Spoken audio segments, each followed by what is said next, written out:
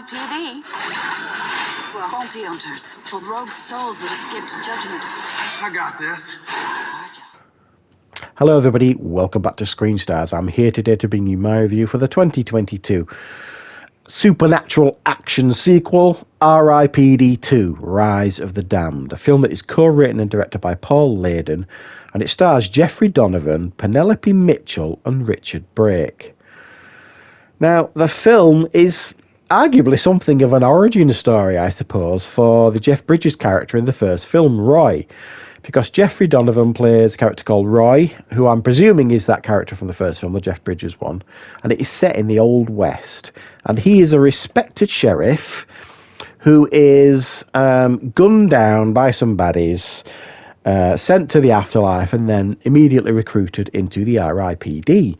He is sent back to the world of the living and partnered up with Penelope Mitchell's character, Jean, who is an R.I.P.D officer of some experience. She's been doing it a couple of hundred years, something like that. And they have to stop the Richard Brake character, who is trying to do the usual baddie stuff like unleashing hell on earth type of stuff. Right. What are my thoughts on R.I.P.D 2, Rise of the Damned? Well, first of all, hands up out there who wanted a sequel to R.I.P.D. So that's nobody then. It's a bit of an odd thing sometimes when they do sequels to films where the first film wasn't a success, commercially or critically. Now, I don't think the first R.I.P.D is an appalling film. I don't think it's great either. It's certainly watchable and it does have a certain amount of charm to it. And there's good chemistry between Jeff Bridges and Ryan Reynolds. But beyond that, other than a guilty pleasure for some, it couldn't really be considered a success. But we have a sequel, whether we wanted it or not. And what do we get in this sequel? Well, pretty much what you would expect. A direct-to-streaming sequel of a not very popular film in the first place. It's got good production values. There's obviously a little bit of a budget behind it. It's nicely polished. It's got some decent performances in a sense of, you know, people that are taking part in the film are industry veterans or respected actors and deliver, you know, competent performances. Beyond that, there's not an awful lot to recommend because essentially what we get here is a fairly dull and lackluster adventure that just wasn't particularly fun and engaging, and the so-called comedy in the film, I think, falls completely and utterly flat. It's got some really terrible dialogue. You know, I do think some of the actors, Jeffrey Donovan and such, try their best with the material, but they just don't have an awful lot to work with here. It's just not helped really by, you know, the script and just the dullness of the film. There's not an awful lot happens. I mean, essentially, you know, he gets killed within the first 5-10 minutes. He gets recruited into the R.I.P.D, partnered up with Jean, played by Penelope Mitchell, and off they go, trying to catch the Richard Brake character or sort him out. And it beyond that, it's all very dull. There's nothing really that stands out. I'm trying to think of it if there is an action set piece that stands out. It's very formulaic. It's very generic. It's very tick box exercise type stuff, and it goes exactly the way you expect this film to go. Now, when I do say the performances are of a decent standard, they are, notwithstanding Penelope Mitchell's terrible French accent.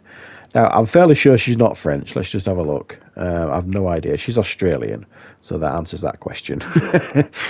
She puts on this French accent to play Jean, and the reason why she's French is explained later in the film, and I won't spoil that if you don't want to watch the film, but my goodness, it's like somewhat out of Allo Allo, and if you know what Allo Allo is, it's a legendary sitcom in the UK. It's just not great. Richard Brake, who, again, you will recognise as a bad guy in many, many things that you will have watched, especially if you watch my content on this channel or, you know, low-budget type horrors and stuff like that. You know, and he plays the role exactly as you would expect him to play the role. It's over the top, it's pantomime-like. And then near the end, it turns into a late 90s, early noughties CGI fest. And I mean, some of the CGI on display here is less than impressive. Really uninspired stuff. I mean, it's not jaw-droppingly bad or anything. I mean, if you went to the cinema to watch this film and you saw CGI like this, it'd be fairly unforgivable, I suppose. But from my perspective, you know, watching it on a streaming service, you can forgive it a little bit less because it's obviously not got as big a budget. And another thing that kept grinding my gears a little bit is, if you remember in the first film, when he looks in the mirror, the Ryan Reynolds character, he's not himself. I think was he the little Chinese guy or the woman in the first one? Either way, because you go back in somebody else's body, sort of thing, so you're not who you think you are, or people look at you and they don't see who you used to be. So in this film, the Roy character and the Jean character are in the avatars of two black ladies who they claim to be sisters, bounty hunters and stuff like that. Now, what grinded my gears with this was it kept flashing back to these avatars, these black sisters, and then flashing back to Roy and Jean, as if it kept reminding us, don't forget, these are the avatars, this isn't them. And I'm like, well, I'm not stupid.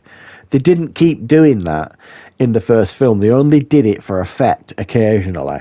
For the most part, we understood what was happening. We understood that Ryan Reynolds and Jeff Bridges were in these avatars. But in this film, they just keep doing it over and over and over again, assuming we were stupid or something. That's all I could think anyway. So yeah, I don't recommend this one, guys. It's not brilliant. It's not awful and horrific, but you could do a lot better. So thanks for watching, everybody. I'll be back with loads more content on the channel very, very soon.